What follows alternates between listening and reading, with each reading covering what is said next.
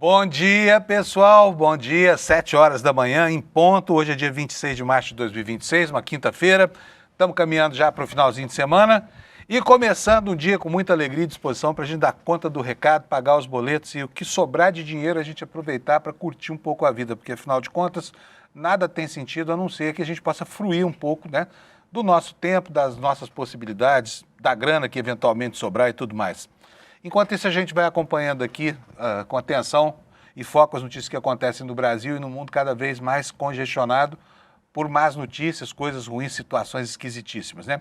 E o destaque do dia de ontem foi a abordagem do Supremo Tribunal Federal sobre um problema que vinha incomodando o Brasil praticamente desde que a primeira caravela portou por aqui. Sim, é um problema recorrente que irrita muitas pessoas, mas que tem uma casta de defensores muito empoderada e que é capaz de inventar privilégios até quando é para combatê-los, que foi exatamente o que aconteceu com o Supremo Tribunal Federal ontem. O Supremo resolveu, graças ao ministro Flávio Dino, atacar o problema dos penduricais, que são uma vergonha, né? Um país que está lá na Constituição, tem um teto lá inscrito de R$46 mil, que não é um salário ruim, pode não ser o melhor salário do mundo. Talvez numa multinacional o cara ganhe mais do que isso, como diretor, sei lá, CEO, CFO, esses CIS aí que ganham bônus e tudo mais. Mas para as carreiras de Estado não é um salário ruim, até porque o sujeito começa aí, por exemplo, auditor fiscal, começa lá muito próximo do teto e vai caminhando, caminha pouco. Então, o Supremo ontem decidiu o seguinte: proíbe para todo mundo, cria um extrateto, quer dizer, pega o teto constitucional, despreza o fato de que ele existe, aí você cria 35% de limite e fala, ó, só até aqui. Foi isso que aconteceu. É melhor do que o que existia antes, porque antes existia uma festa, né? Uma farra.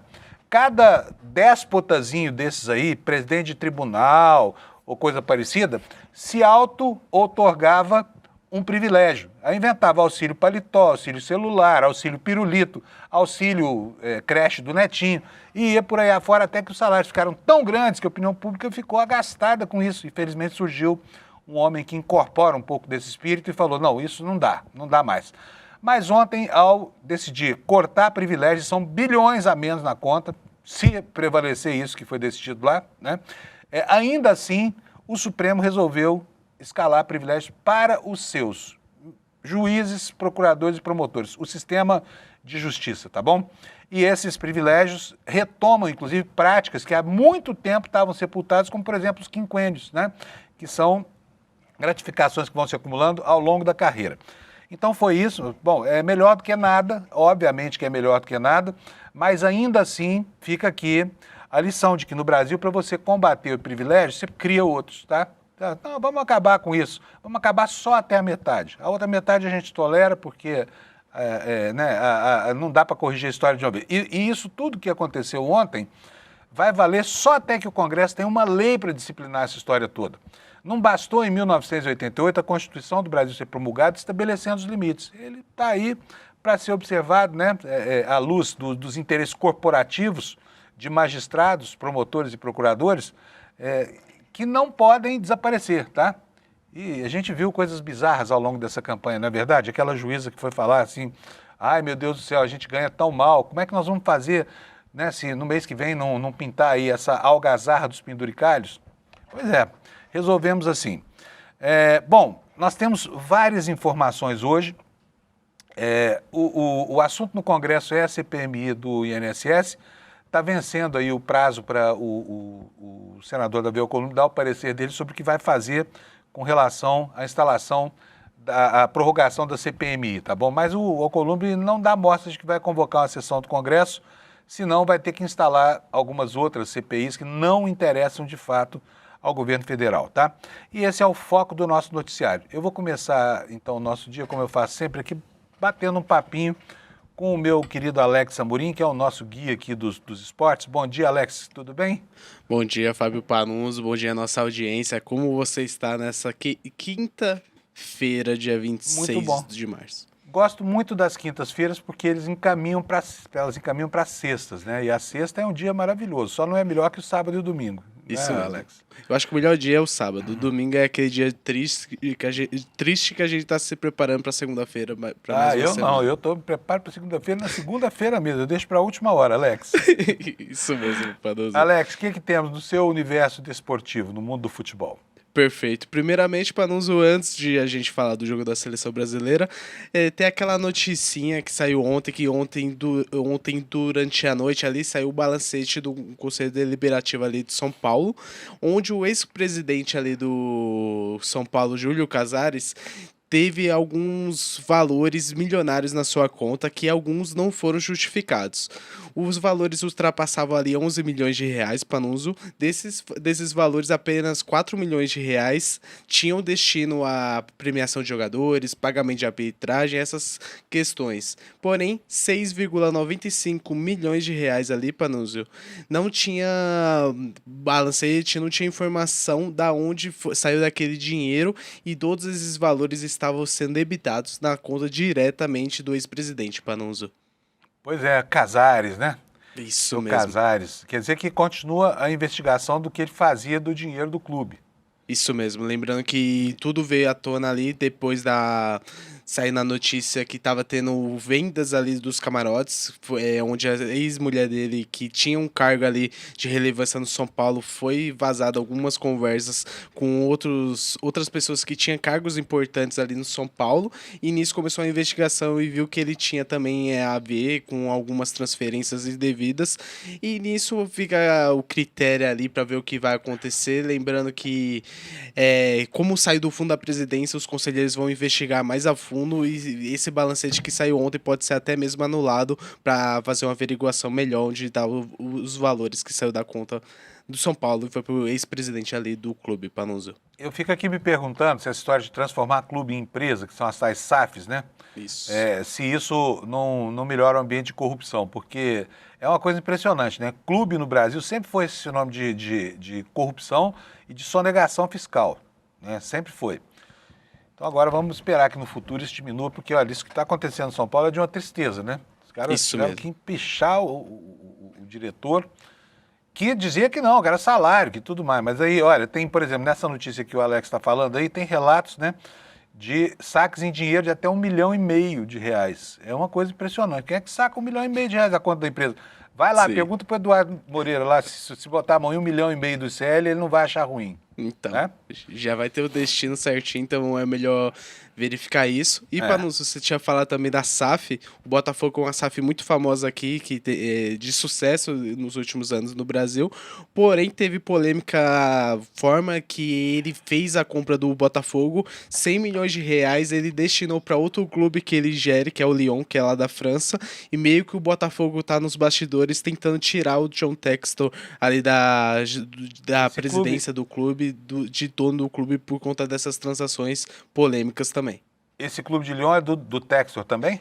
Isso, lembrando que o John Textor, ele é da rede Eagle ali, onde gere alguns clubes, que tem o Lyon, que é da França, o Crystal Palace, que eu acho que ele não está mais ali entre os grupos de sócio, que é lá da Inglaterra, e o Botafogo, que era o outro clube, que era desse conglomerado ali de clubes que ele fazia parte da gestão, Panuso.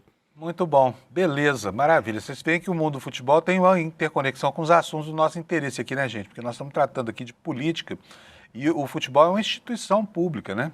Panis et circenses, né? Pão e circo. O futebol é o circo e já foi usado politicamente no Brasil muito. E a gente não sabia como é que era bem nos bastidores, mas sempre teve um cheiro ruim esse negócio, né, de associação visando a direção dos clubes, essa coisa toda.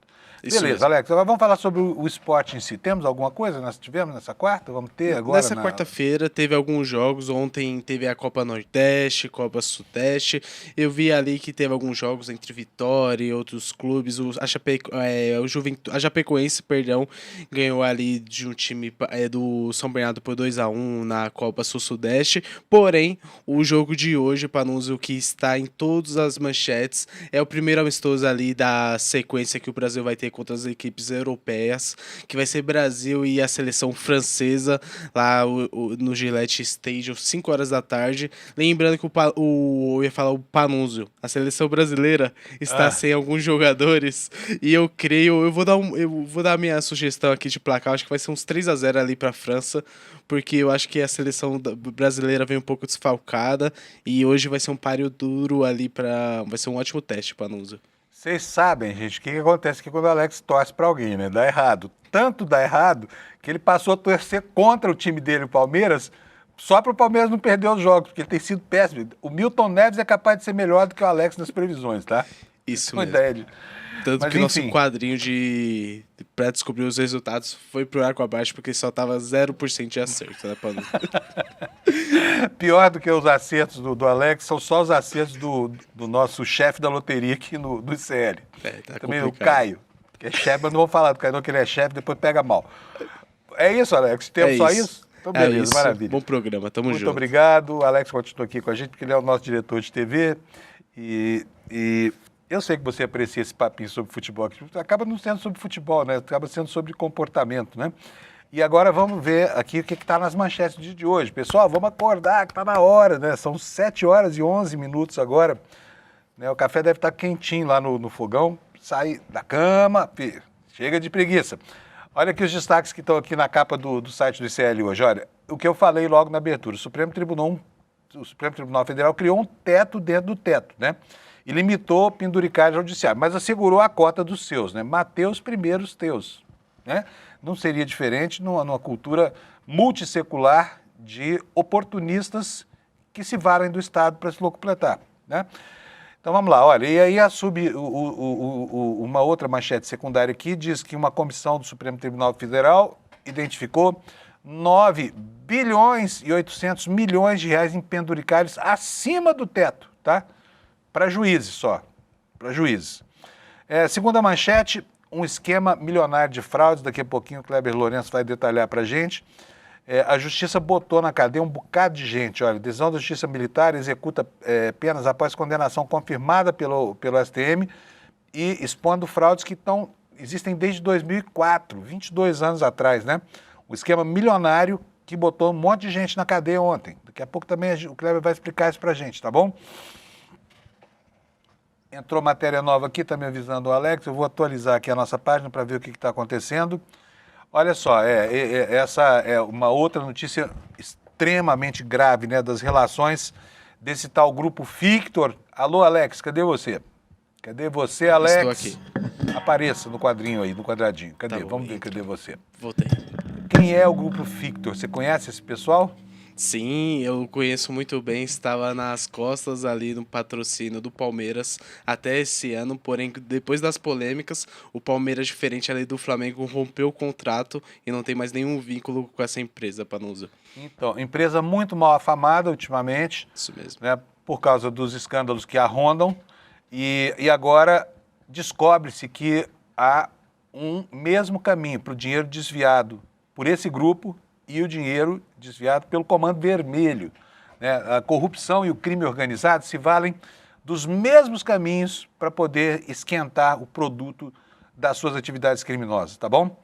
Já já nós vamos ver o que é isso. Bom, vamos continuar aqui com os destaques, né? A ONU, anteontem, ela classificou a escravidão como o crime mais bárbaro contra o interesse da humanidade em todos os tempos, né? Então, centenas de países aderiram, mas 3 não aderiram. Um deles, Estados Unidos, o outro Israel, o outro Argentina, né? Acham que a escravidão, que o tráfico negreiro não foi a coisa mais deletéria que a humanidade poderia ter feito contra si mesma. E, bem, aí isso abre margem para, por exemplo, processos com indenizações coletivas, né, de países que exploraram os pretos da África e que se valeram da mão de obra deles para construir, né, as suas igrejas, os seus grandes prédios, as praças, os parques, e para dar para a população branca uma vida que nunca pôde ser, que os pretos nunca tiveram o privilégio de viver, né? Então vamos falar um pouquinho sobre isso hoje também, porque esse assunto é importantíssimo. O Kleber Lourenço também vai explicar daqui a pouco para a gente o que é que o governo está montando como estratégia para enfrentar o final da CPI do INSS, tá? Existe ali, como vocês sabem, uma guerra nos bastidores pelo controle de uma CPI que agora se encontra à frente dos seus próprios paradoxos, né? Tendo lá um presidente que é absolutamente vinculado com um dos investigados, que é a Igreja da Lagoinha. Olha, boas notícias na área da ciência, está aqui no nosso site a informação de que foi descoberta uma molécula que tem capacidade para desacelerar o crescimento de células cancerígenas, né? E nós temos visto nos últimos dias um grande número de notícias aí que são muito alvissareiras, por exemplo, para quem tem Alzheimer e para quem tem Parkinson, né? As coisas começam a avançar numa velocidade compatível com o nível de demanda e ansiedade da humanidade por solução para coisas que até agora pareciam ser uma condenação, uma sentença de morte. Esses são os destaques que a gente vai trazer na edição de hoje. E o Kleber Lourenço já está aqui na redação esperando a gente para começar a nos contar como é que foi a atualização do dia de ontem. Bom dia, Kleber, bem-vindo aqui. Bom dia, Panunzio, bom dia, comércio do ICL, tudo bem? Kleber, vamos começar com o negócio do teto lá no Supremo Tribunal Federal, né? Eu botei aí na manchete, Mateus primeiros teus, porque na verdade é o seguinte, é uma medida que gera benefícios, mas ela também cristaliza privilégios, né? Porque o Supremo botou os seus fora do rol dos que não têm direito, né? E criou até um extrateto de 35%. Conta para nós como é que foi isso, por favor. Olha, Panunzio, o que o STF fez foi criar um teto dentro do teto. Até coloquei isso na manchete porque é assim que está funcionando. O que acontece? Para todo funcionalismo público, por lei, o que deveria, na verdade, seguir e ser obedecido por todas as categorias do funcionalismo público, e infelizmente não é, salvo raríssimas exceções, é de que o teto de recebimento dos funcionários fosse ali do salário de um ministro do STF, algo em torno de R$40 mil, ou seja, para ser mais exato, R$46.366.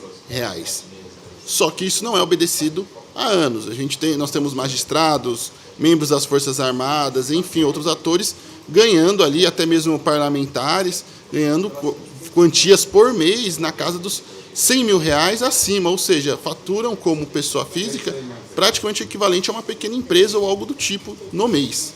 Inclusive, vale lembrar, por exemplo, que o MEI, que é o microempreendedor individual, ele tem um limite de faturamento em torno de 80 mil por ano. Então, só para você ter uma ideia da discrepância disso. E nesse teto, dentro do teto, o que foi a decisão dos ministros do STF? Eles criam uma exceção para membros do Ministério Público e juízes, onde esse teto dentro do teto fica na casa dos R$78 mil, ou seja, quase que o dobro do que deveria ser o teto constitucional e que já tem previsão em lei. Então, e isso, Panunzio, que fique claro, isso é fazendo o corte de vários benefícios, fazendo o corte de auxílio creche, auxílio Natal, que tinha algumas comarcas chegaram a receber auxílio para comprar itens de ceia de Natal, inclusive na história brasileira.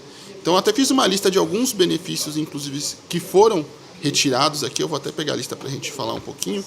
Mas é porque realmente, mesmo com esses cortes todos, ainda assim ficou esse valor alto. Então, auxílios natalinos, auxílios do combustível, licença compensatória por acúmulo de acervo, indenização por acervo, gratificação por exercício de localidade, auxílio moradia, auxílio alimentação, licença compensatória por funções administrativas e processuais relevantes, aquelas licenças compensatórias onde a pessoa trabalhava 3 dias e folgava 1, ou podia trocar essa folga por dinheiro, licença para curso no exterior, gratificação por encargo de curso ou concurso, indenização por serviço de telecomunicação, enfim. Tínhamos ali quase que uma lista infindável de benefícios, e mesmo esses benefícios que eu mencionei foram os cortados.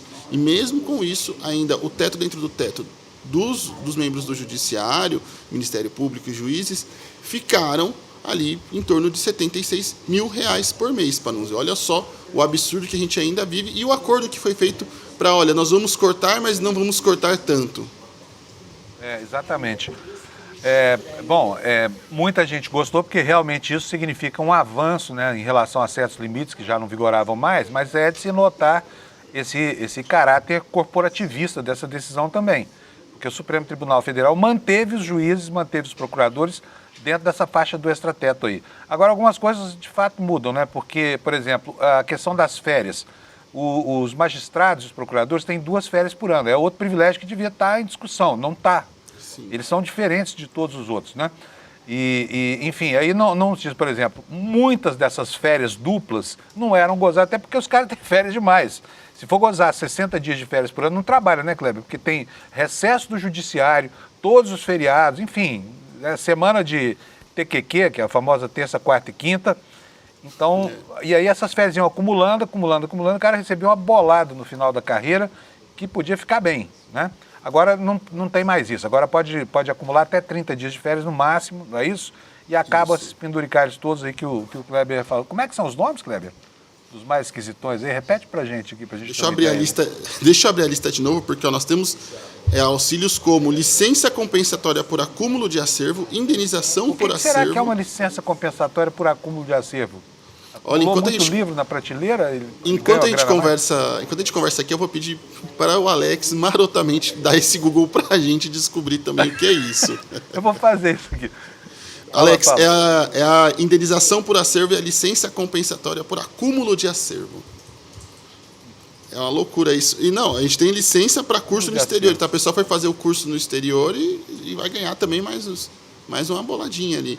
Então, assim, a situação que a gente tem de resumo para nós, a situação era tão ruim, mas tão ruim, que qualquer mudança, qualquer corte, já era uma leve melhora na situação toda. Lembrando que, ainda assim, eles ainda possuem os bônus de 5% a cada 5 anos de serviço, ou seja, o bônus por antiguidade, podendo chegar agora, no máximo, a 35% do teto.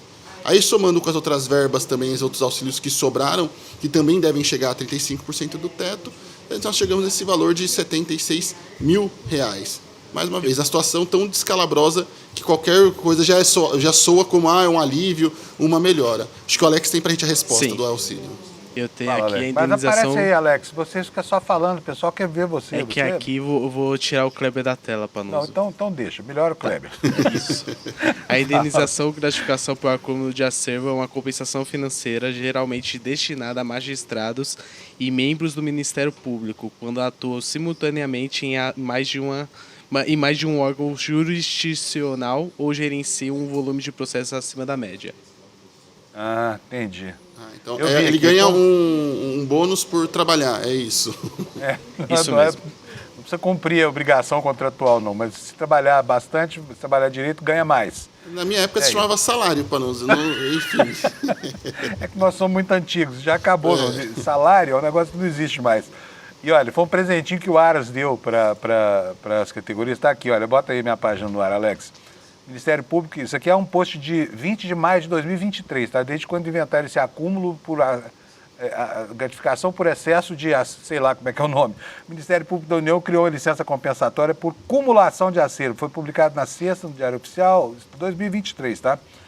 A Resolução 256 trata da cumulação de acervo processual, procedimento administrativo do Ministério Público. O texto define como acúmulo, por exemplo, o exercício da função de membro auxiliar dos procuradores gerais dos ramos do Ministério Público da União, com prejuízo total das funções do órgão de justiça. Entendeu? Eu não entendi nada. Mas, enfim, traduzindo, era uma graninha a mais no fim do mês sem fazer força. Tá? Tô com acúmulo de acervo lá e coisa e tal, 30% a mais no contra-cheque. Né, Kleber? Pelo menos, no que diz respeito à transparência, temos coisas positivas. Eu listei algumas aqui para a gente falar um pouquinho.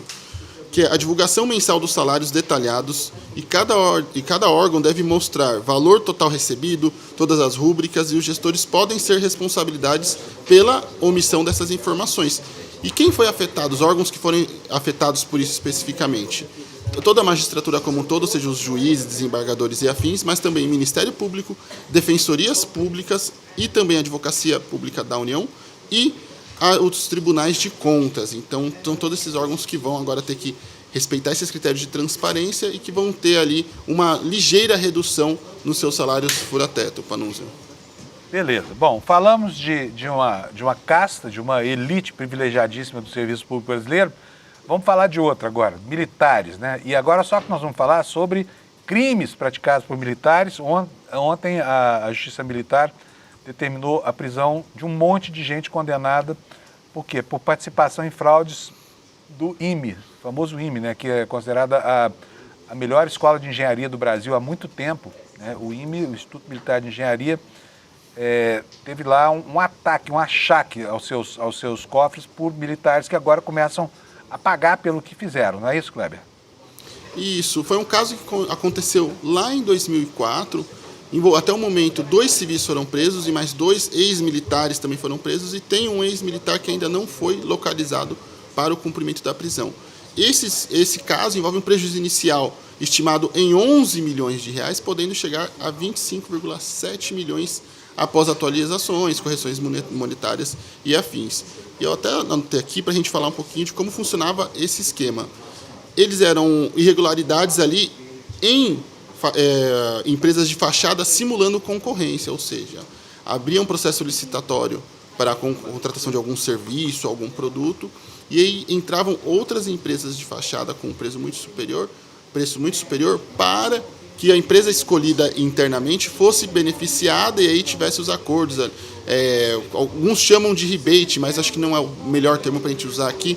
Seria mais ou menos algumas negociações por fora, onde uma pessoa fala, vou contratar você por 100 mil e 10% desse contrato você me devolve. Isso por fora, isso não é legal, não é legítimo, então isso acontecia nessas negociações. Assim como fracionamento de despesas para burlar regras, pagamento por serviços não executados e direcionamento prévio de contratos, ou seja, algumas licitações já eram feitas exatamente nas exigências que iam atender apenas uma empresa. Ou seja, todo o contrato já era formatado já sabendo que só uma empresa poderia atender. Então isso também acontecia, foi um grande escândalo. Segundo as fraudes documentais, nesse caso, foram mais de 250 declarações falsas para justificar pagamentos e o envolvimento de militares da área administrativa, além de empresários e operadores. Então, veja só, era um grande esquema feito nessa escola de engenharia, também envolvendo o próprio DENIT, também, que possibilitava essa movimentação que pode chegar até mais de 20 milhões de reais. Mais um dos vários escândalos que corriqueiramente nós falamos aqui envolvendo as Forças Armadas, Panunzio. Pois é, eu estou aqui colando aqui da matéria do Kleber, são ao menos 88 licitações fraudadas, não é isso, Kleber? É muita coisa, hein? Era um esquema que agia muito sorrateiramente, né, e com eficiência impressionante. 88 licitações fraudadas. Bom, gente, vamos para o terceiro assunto do Kleber hoje. O terceiro assunto do Kleber é o que está acontecendo lá, visando já ao final da CPMI do INSS. Vocês estão vendo as dificuldades aí, essa CPMI já foi judicializada, o Supremo Tribunal Federal autorizou a continuação das investigações, só que isso começa a incomodar, porque dentro da própria CPMI tem uma série de contradições e paradoxos acontecendo, por exemplo, com relação à posição do presidente dele. E tem também o jogo da oposição com o governo, que coloca no centro do alvo Lulinha, as relações, enfim, do atual governo com o governo passado, na manutenção dessas fraudes e tudo mais. Então, está em disputa aí o controle político, o controle da narrativa final da CPMI que o Kleber apurou ontem. Como é que o governo está fazendo com relação para evitar um resultado desfavorável nisso no ano eleitoral, Kleber? Olha, o governo já se articula, até vou botar umas casas sobre essa CPMI que vale fazer alguns comentários, sobre a condução sofrível da base governista na comissão que investigou o escândalo do INSS, porque o governo tinha maioria na comissão, eles conseguiram perder a presidência, a relatoria, conseguiram perder votações importantes, tendo a maioria. Então, do começo ao fim da existência dessa comissão, foi uma condição sofrível e ainda partindo de uma lógica que não deu certo no passado e não deu certo de novo. O governo, assim como foi na CPI do 8 de janeiro, onde eles eram contra a abertura de uma CPI, e até com argumentos corretos de que o melhor instrumento para que se investigasse os crimes do 8 de janeiro era a Polícia Federal, também foi usado esse mesmo argumento. Olha, o caso Master, INSS, afins, o melhor caminho é a Polícia Federal. Só que, assim como no 8 de janeiro, que eles usaram esse argumento em outras comissões de que o governo não deveria apoiar aquela Polícia Federal, isso não impediu em nada de que essas comissões fossem abertas. Em nenhum dos casos que o governo tentou barrar essas CPIs, isso adiantou. E aí eles repetiram a estratégia na CPMI do INSS, Não deu certo, a comissão foi instalada e aí eles perderam de lambuja de vários cargos importantes nessa comissão e votações importantes. Agora eles tentam correr atrás do prejuízo nisso. E aí eu conversei com algumas fontes ligadas à base governista e que estão envolvidas nas articulações da comissão, Panunzio, e o que eles estão trabalhando numa primeira frente. A gente já viu falar sobre a questão da base governista soltar um relatório complementar, um relatório, na verdade, paralelo ao relatório do relator Alfredo Gaspar, que é o relator e é da base da oposição, nesse caso. Eles querem fazer esse relatório e eles vão chamar esse relatório de relatório da maioria, sob a alegação de que, como o governo é maioria na comissão, eles podem dar esse nome. Eles vão tentar derrubar esse relatório do relator Alfredo Gaspar, vão tentar fazer a aprovação do próprio relatório e, na base governista, já é dada como certa que a votação de hoje no STF para julgar a prorrogação da comissão vai acabar com resultado desfavorável para a prorrogação dos trabalhos. Então, o que a base governista já vem trabalhando também? Em protocolar um outro pedido de prorrogação desses trabalhos, mas um pouco mais modesto, com algo entre 15 e 20 dias no máximo, que é mais para o governo conseguir se articular em relação a esses votos para aprovação do relatório e a elaboração mais assim acertada e ajustada deste relatório que eles querem aprovar na comissão.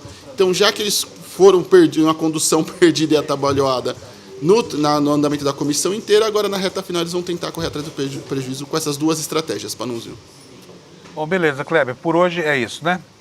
Por hoje é isso. Por enquanto, né? Por enquanto, mas valeu, tá ótimo. Então, muito obrigado para você. Até amanhã, né? Sexta-feira, brava, que a gente vem aqui para fechar a semana. Isso mesmo, Panunzio. Até amanhã. É isso aí? Tchau, tchau. Então tá bom, beleza. Isso. Vamos lá prosseguir aqui com as nossas informações e vamos tratar dos assuntos do dia, né? Já falamos aqui dos penduricalhos e, sabe, muita repercussão. E só para a gente encerrar esse assunto dos penduricalhos, eu vou complementar aqui a informação usando aqui o material que está divulgado no site do UOL. São 7 bilhões e 300 milhões de reais de economia por ano, quer dizer, é muita coisa, né? Não é pouca coisa. Apesar de que existe essa janela para cristalizar ou para institucionalizar privilégios só para o Poder Judiciário e para o Ministério Público. Vou ler aqui para vocês. O STF aprovou por unanimidade nessa tarde, a regra ontem, né? Criou o extrateto de 35%, proposta que prevê economia de 7,3 bi por ano. O valor totaliza o impacto da redução nas folhas de pagamentos do Judiciário e do Ministério Público em todo o país, considerando órgãos federais e estaduais. O texto também inclui um adicional por tempo de serviço, 5% a mais para cada 5 anos de serviço, podendo chegar no máximo a 35% do teto funcionário. Quer dizer, criou, na verdade, um novo teto, né?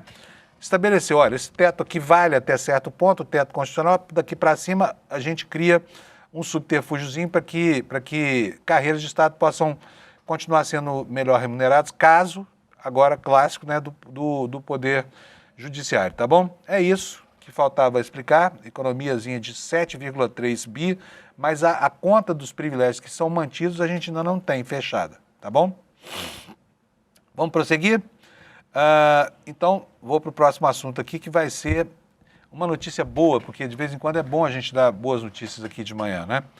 Olha só o que está no nosso site, está entre as manchetes também, mas vem aí mais uma medicação trazendo alento para quem tem câncer, né? O câncer aqui é uma doença que quanto mais as pessoas vivem, quanto mais longeva é a vida, maior é a incidência de câncer, porque o maior fator de risco para o câncer é justamente a idade, muito mais do que cigarro, enfim, ultraprocessados, a idade é que provoca câncer quase que com certeza, né? Tanto que na faixa da chamada quarta idade, praticamente todo mundo tem algum tipo de câncer, que fatalmente não irá matar a pessoa por causa, né, da proximidade do fim da própria vida.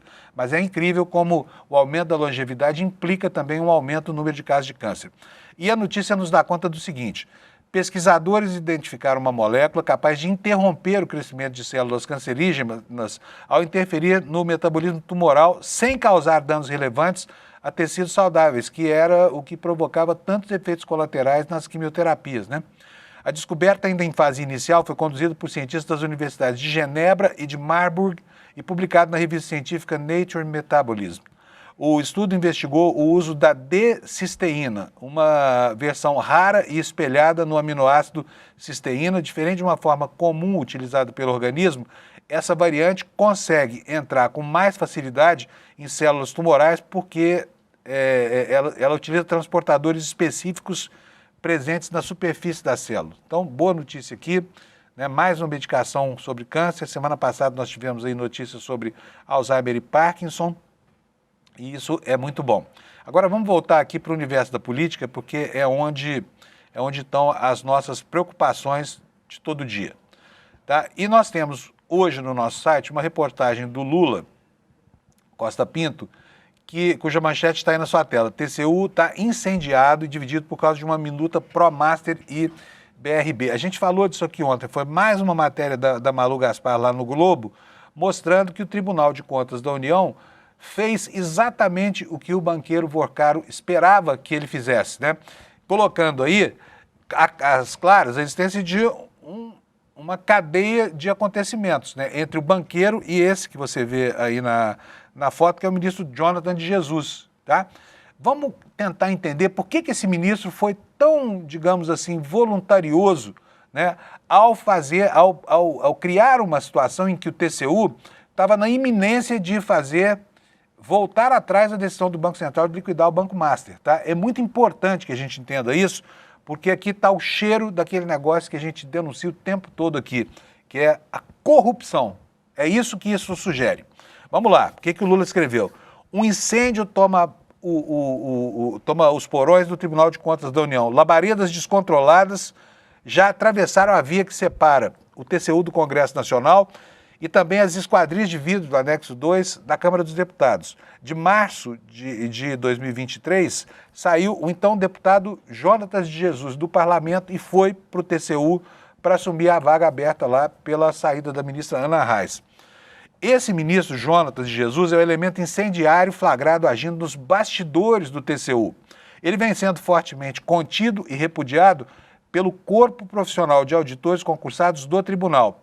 A cabeça dele, exposta numa inédita bandeja de impeachment on demand, fala aqui o Lula, vem sendo pedida tanto por técnicos da instituição quanto por parlamentares que identificam nas manobras do ministro ardis destinados a melar todo o processo de investigação das fraudes cometidas pelos bancos BRB e Master no processo fictício de aquisição de uma instituição privada pela instituição pública, que no caso é o BRB.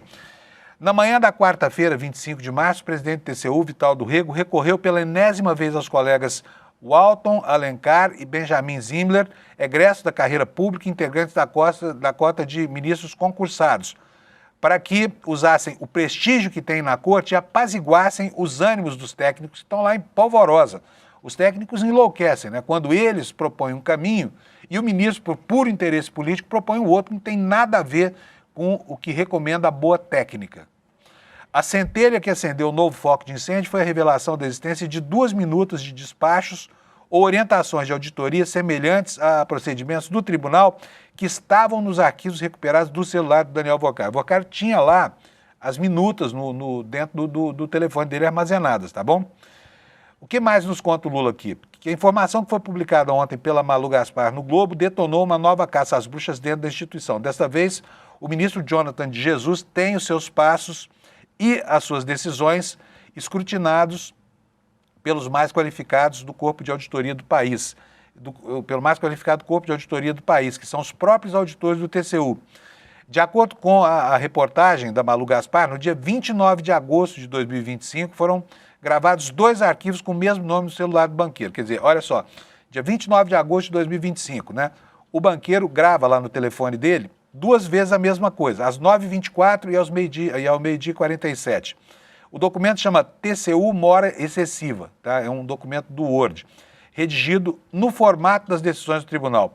Era uma minuta emulando uma decisão monocrática da Corte de Contas que sugeria a decretação da paralisação do processo de análise da operação do Banco Master pelo BRB e convocava de forma intimidatória integrantes da diretoria de fiscalização do Banco Central para que depusessem no TCU em processo conduzido por Jonathan de Jesus. Ou seja, o cara ia chamar o pessoal do Banco Central para ir prestar depoimento lá com o único sentido de intimidar os técnicos que estavam encaminhando a liquidação do Banco Master, tá?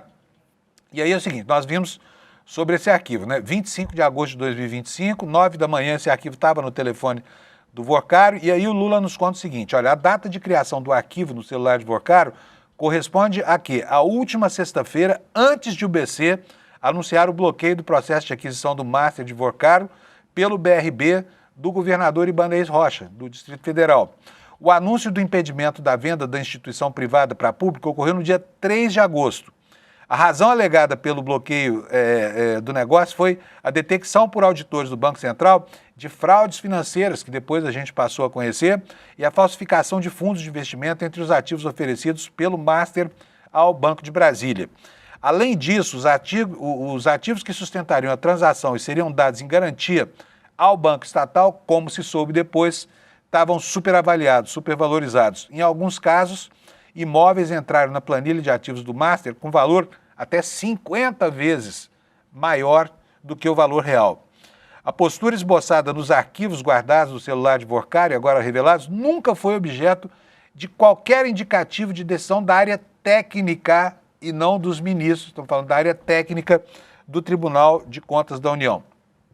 Tá?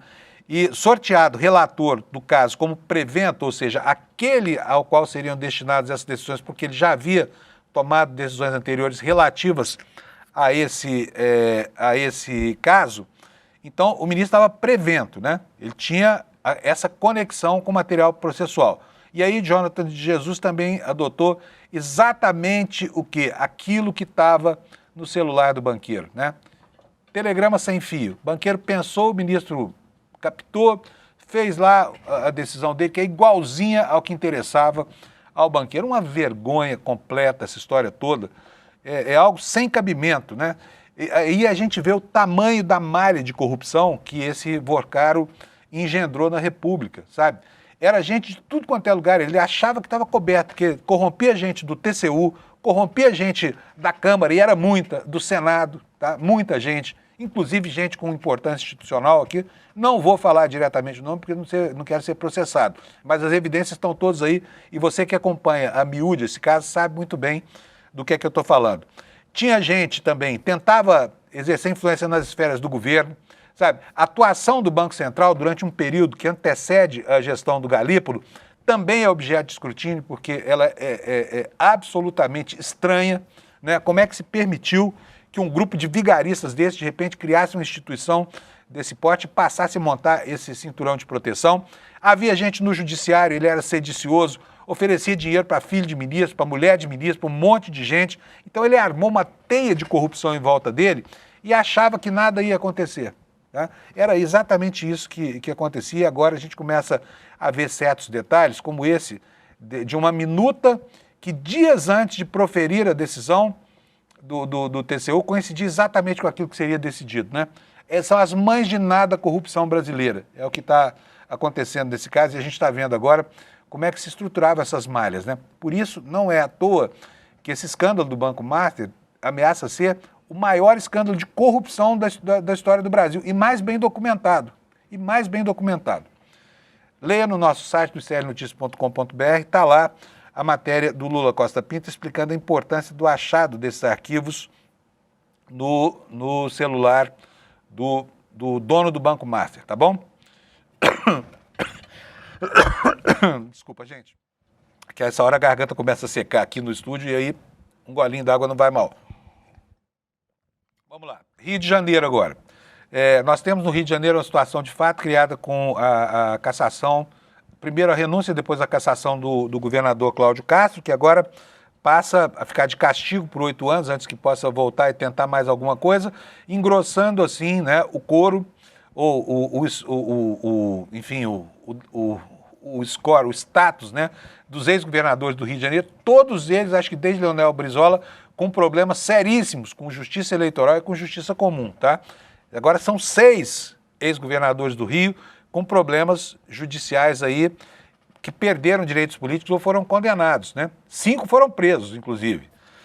É tanto nome que eu não vou nem ameaçar repetir aqui para não esquecer de nenhum. Mas o TSE vai ter que vai ter que fazer uma eleição indireta no Rio. Por quê? Porque falta pouco tempo, né? Faltam poucos meses, é só completar o ano aqui, mas alguém tem que estar lá no governo do estado do Rio de Janeiro e a eleição é indireta. Ontem o TSE estabeleceu como é que vai ser isso, por isso essa manchete aqui é a manchete que nós vamos abordar agora, que está aqui no nosso site do ICL Notícias, o TSE confirmando a eleição indireta para governador do Rio de Janeiro, depois da saída desse senhor aqui, que passa para o limbo da história por 8 anos. Daqui a 8 anos vamos ver o que sobrou, né, do capital político desse cara, que não era nada nem ninguém, e de repente, de carona com Wilson Witzel, outro que saiu pela porta dos fundos, virou o comandante do governo do estado do Rio de Janeiro.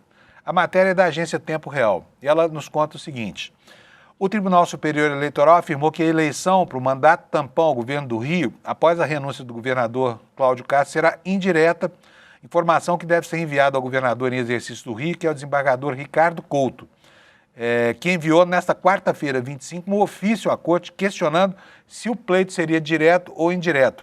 A eleição será feita por escolha da Assembleia Legislativa do Rio. Aí,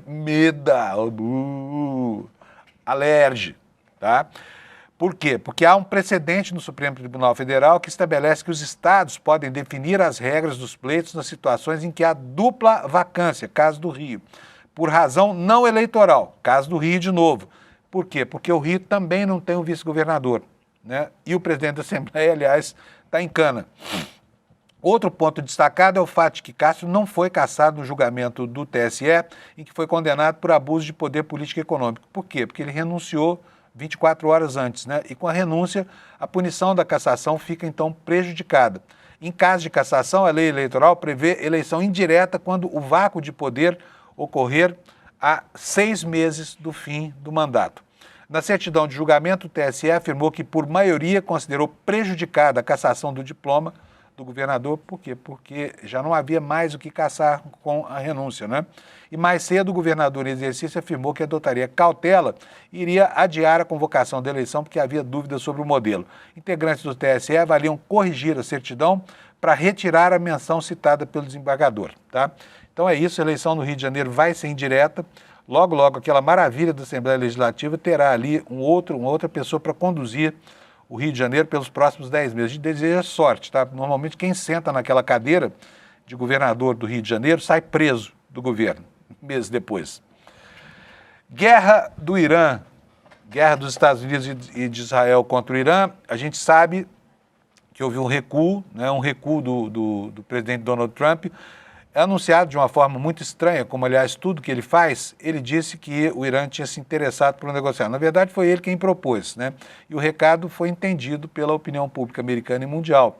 O Trump quer voltar atrás naquela quantidade de bobagens que ele fez, conduzindo uma guerra sem nenhum objetivo tático, que está colocando em risco toda a economia global e, inclusive, criando reflexos aí ao redor do mundo, até mesmo para nós brasileiros que estamos tão distantes desse conflito, né? Porque o preço do petróleo explodiu, o preço do combustível na bomba explodiu. Em alguns países, como no Brasil, falta inclusive combustível para tocar o resto da colheita, da safra.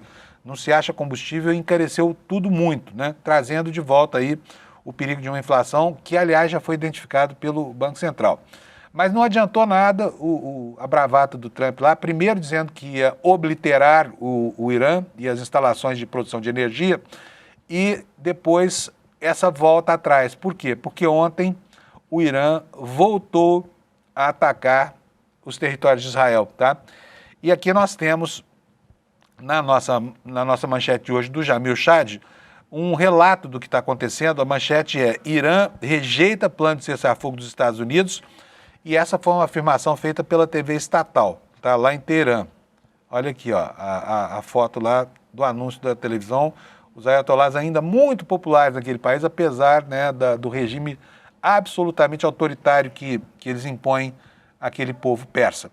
O governo iraniano rejeitou as condições impostas pelos Estados Unidos para estabelecer um cessar-fogo na região e chamou os critérios apresentados pelos americanos como excessivos. A informação foi divulgada pela emissora estatal da televisão do Irã, que se chama Press TV. Mais cedo, as autoridades em Teherã ironizaram as declarações do presidente Trump de que estariam desesperadas para fechar um acordo para encerrar a guerra. Nesta quarta-feira, diplomatas, a imprensa americana e israelense confirmaram que a Casa Branca enviou uma proposta de cessar fogo aos iranianos por meio de negociadores do Paquistão. O pacto prevê o fim de todas as atividades nucleares do país, só que não fala em mudança de regime, que, aliás, era o objetivo inicial, né? Acabar com o regime dos ayatolás. Mas agora já não fala mais em mudança de regime e nem em denúncias de violações de direitos humanos, que foram lá os dois argumentos centrais do tempo para justificar a barbárie toda que ele está promovendo lá no Oriente Médio. De acordo com as emissoras estatais, o Irã exige os seguintes pontos para que as negociações possam existir. Vamos lá para saber o que é que eles estão exigindo.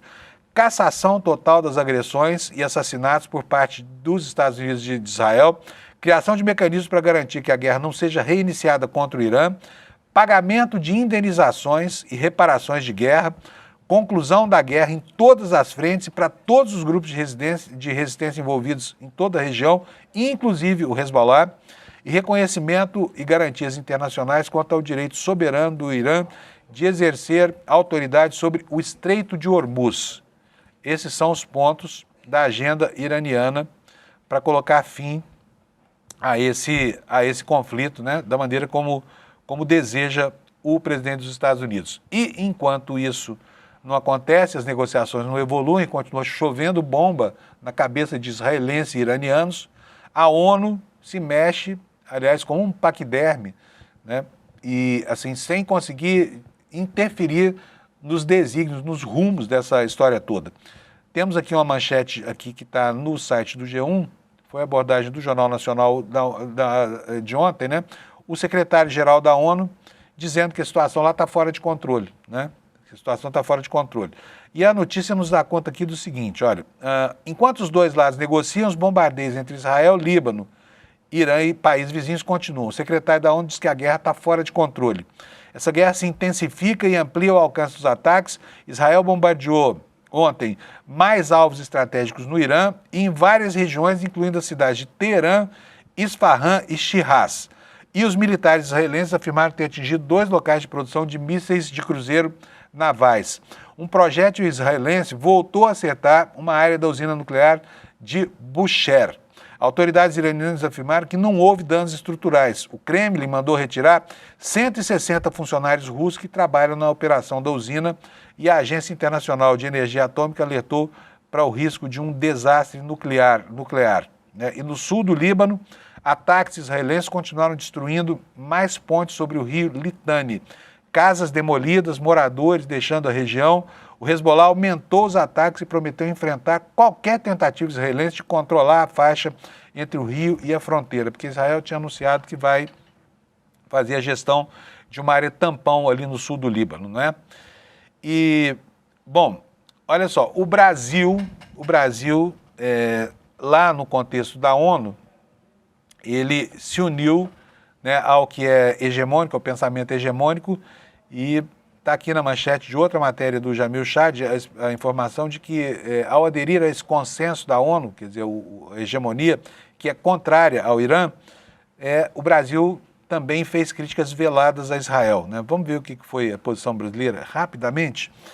O Brasil optou por aderir ao consenso de uma resolução do Conselho de Direitos Humanos na ONU nessa quarta contra os ataques do Irã. A proposta havia sido apresentada pelo Bahrein e outros países da região com o apoio da Argentina, Europa e mais 80 governos. O texto pede que os iranianos compensem os países afetados pelos danos causados e não cita, ou pedia, né? E não citava os ataques por parte dos Estados Unidos e Israel. Mas numa barganha, os países que resistiam ao projeto de resolução conseguiram a aprovação da convocação de uma segunda reunião de emergência para aí sim tratar exclusivamente dos ataques contra uma escola no sul do Irã que deixou 150 mortos. Foi logo lá no comecinho dessa história toda, você se lembra?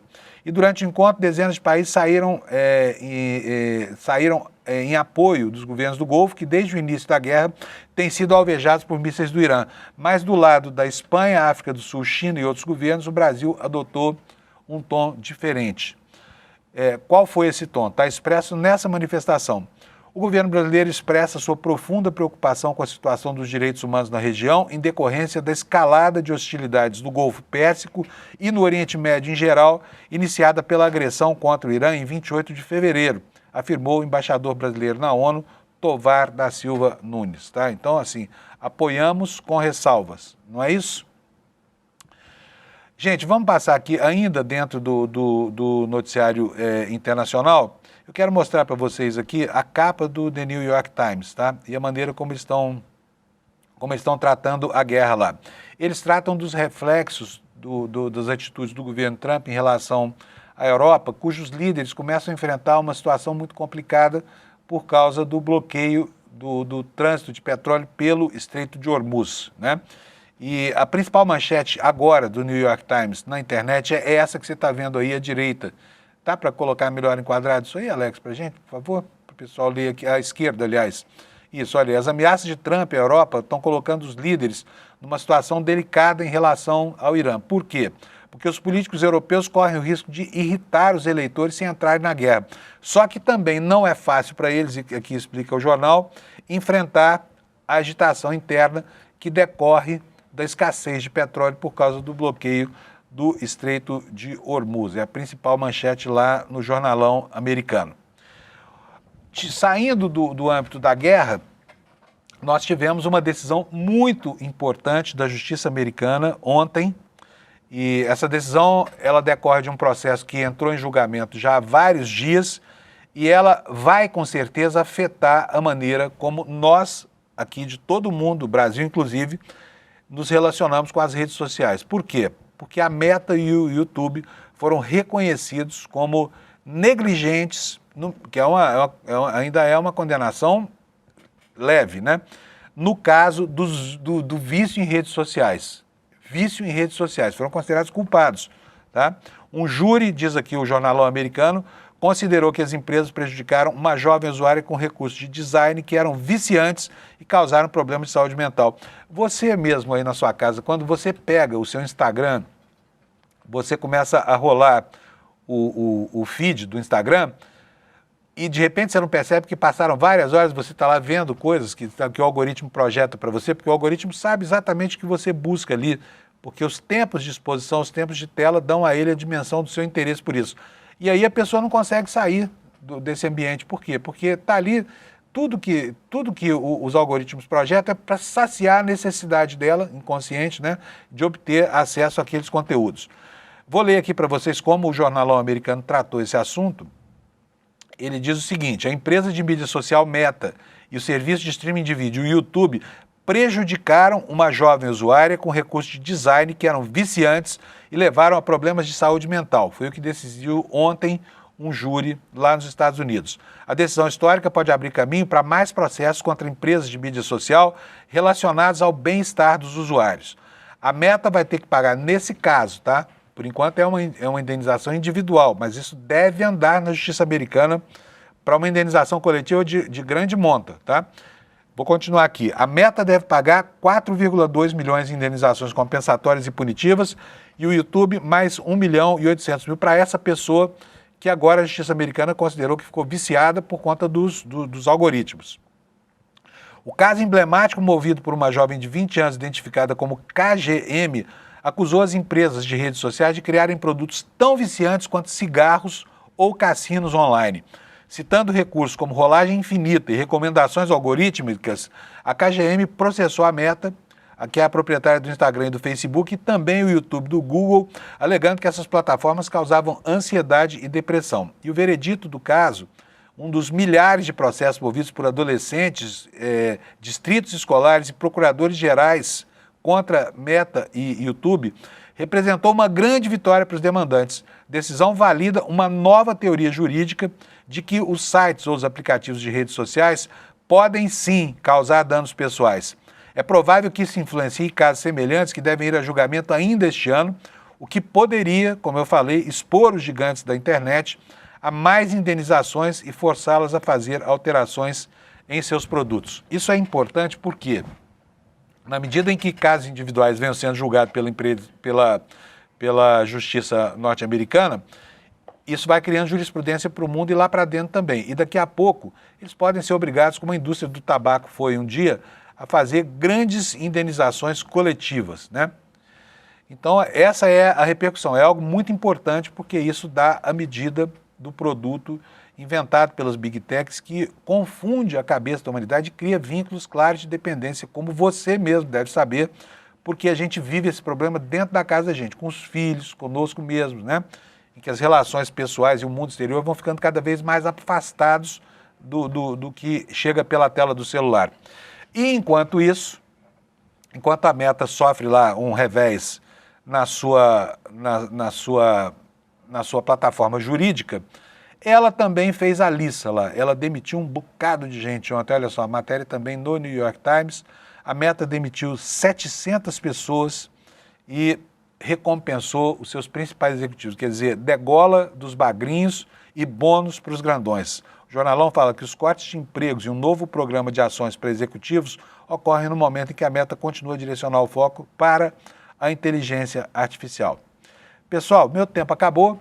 Eu quero agradecer a você pela audiência. Antes de sair, no entanto, não se esqueça, dia 31 de março tem a estreia do documentário que está aqui no telão, O Golpe do Banco Master. É um documentário absolutamente importante e muito pedagógico para quem ainda não entendeu que tipo de comprometimento esse sujeito, Daniel Vorcaro, criou para constranger as instituições e as pessoas no país distribuindo suborno por aí, tá bom? Para conseguir o seu convite, no despertasl.com.br. A estreia será dia 31 de março, às 8 horas da noite. A gente espera você nessa plateia, tá bom? Super obrigado pela sua audiência. Bom dia para você. Amanhã a gente se encontra aqui para encerrar a semana. Tchau, obrigado. Galera, esquece o que tá todo mundo te falando de Banco Master. Ninguém entendeu ainda o que esse golpe tinha de diferente de todos os outros. E quando eu digo todos os outros, não é do Brasil não, do mundo inteiro. A genialidade do mal que existia por trás desse golpe e por que ele conseguiu ficar tão grande e aí sim comprar a influência de tanta gente poderosa. A gente fez um documentário para te explicar. Pela primeira vez, vai mudar completamente a percepção do país sobre como foi esse golpe. O documentário vai passar dia 31 de março, terça-feira às 8 horas da noite. Não perde essa não.